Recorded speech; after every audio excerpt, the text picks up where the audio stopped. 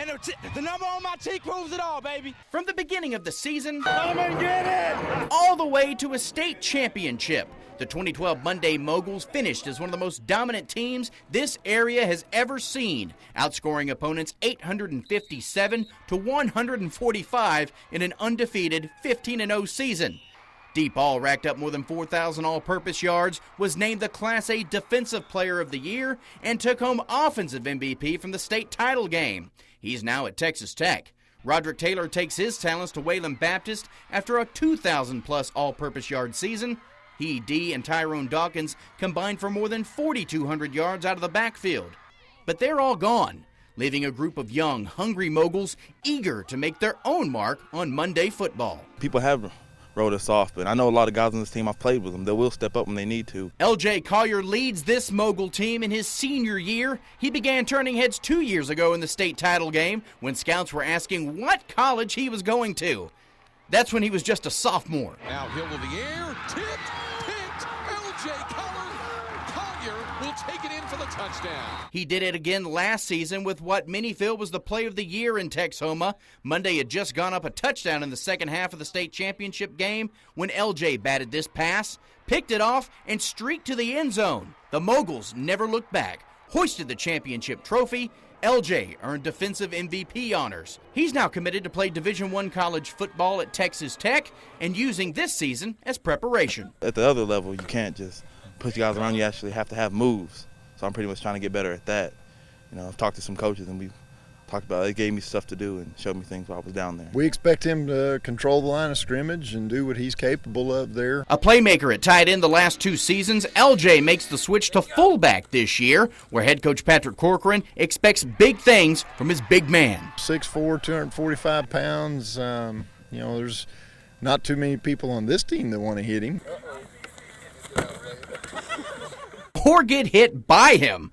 Coco Thompson is another big senior that Corcoran needs to stabilize the trenches, especially on defense. We expect him not to be moved and basically be a two-gap player there in the middle of the field. Thompson moves well for his size and makes plays. He proved that in the state title game. Much of the rest of the defense is smaller this season, but quick. A new dynamic for a team that allowed 14 or fewer points in 12 of 15 games, including 4 shutouts and 5 games of 7 or fewer points. The big thing is playing correctly, playing downhill, and it doesn't really matter if you make one of those highlight film tackles.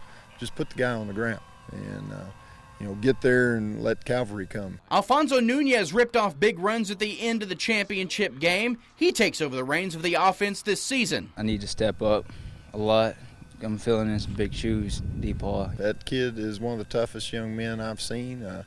I've coached a couple of his uncles through the years, and that's a trait of their family. Much of the rest of the Moguls roster relies on late game experience they earned last season during blowout Mogul victories. Victor Garcia is going to chip in there offensively. Tamarick Riggins is a move up from the JV from last year. He's a big target, about 6'2". TJ Garcia in the offensive line and Trey Tidwell, those two young men, were on varsity last year, and it's their turn to step up and create the holes. Corcoran feels back-to-back runs to the state title game play a major role in the development of this year's squad. All these juniors and seniors have gotten 11 extra games, 11 extra weeks of practice. So, we hope that carries in and goes a long way. The gauntlet of Windthorst, Stanford, and Albany returns to the schedule to start this season as well.